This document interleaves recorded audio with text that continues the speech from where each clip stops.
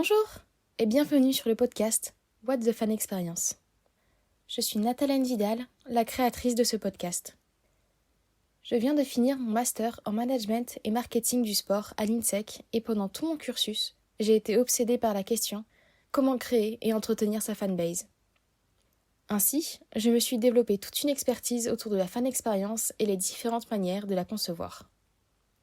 J'ai eu l'idée de créer ce podcast pour donner la parole aux équipes, qu'elles aient des stades ou non, une base de supporters étendue ou au contraire réduite, qu'elles concourent dans une petite région ou dans le monde entier, et surtout, quelle que soit leur culture. En effet, la question de la culture conditionne pour moi la manière que l'on a de concevoir sa fan expérience. Pour commencer ce podcast, un peu d'histoire. La fan expérience a été créée dans les années 70 aux États-Unis comme un outil pour fidéliser les supporters. Il faut savoir qu'à cette époque, les ligues majeures que l'on connaît aujourd'hui étaient encore en cours de formation, et que chaque sport avait plusieurs ligues majeures. Le concept de fan experience a donc été créé afin de donner des avantages concurrentiels aux franchises des différentes ligues, et ainsi leur permettre de gagner cette véritable guerre de business. C'est grâce à cela que l'on a vu l'explosion des mascottes, ou encore l'arrivée des jumbotrons dans les stades de basket ou de hockey. Ainsi, la philosophie Fan First, donc le fait de concevoir le spectacle sportif autour du supporter, a imprégné la façon de travailler dans les franchises américaines jusqu'à aujourd'hui. Cette philosophie était divisée en 3 phases temporelles. Avant le match, pendant le match et après le match. Mais cette temporalité a été totalement chamboulée par l'arrivée d'Internet et surtout des réseaux sociaux, devenant ainsi cycliques. À l'heure actuelle, nous sommes en contact permanent avec les supporters, entre les matchs, les réseaux sociaux, les applications, les médias, etc. Une nouvelle notion est donc récemment apparue, le fan engagement.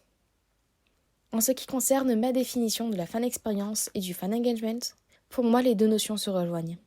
La communication, et donc le fan engagement, fait partie intégrante de la fan experience.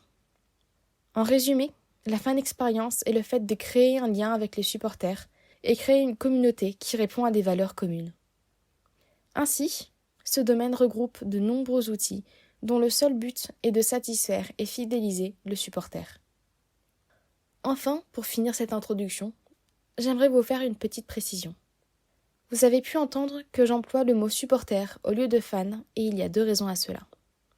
La première, c'est que souvent quand on emploie ce mot dans les médias, c'est pour désigner des ultras de foot violents et agités. Or, tous les ultras et tous les supporters ne le sont pas. De plus, ce mot est souvent collé au foot. Mais tous les autres sports ont aussi des supporters, ce qui nous amène à la deuxième raison. La langue française est une langue riche qui a un mot pour chaque contexte. Et le mot supporter a pour définition une personne soutenant un club ou une équipe, alors que le mot fan est beaucoup plus généraliste.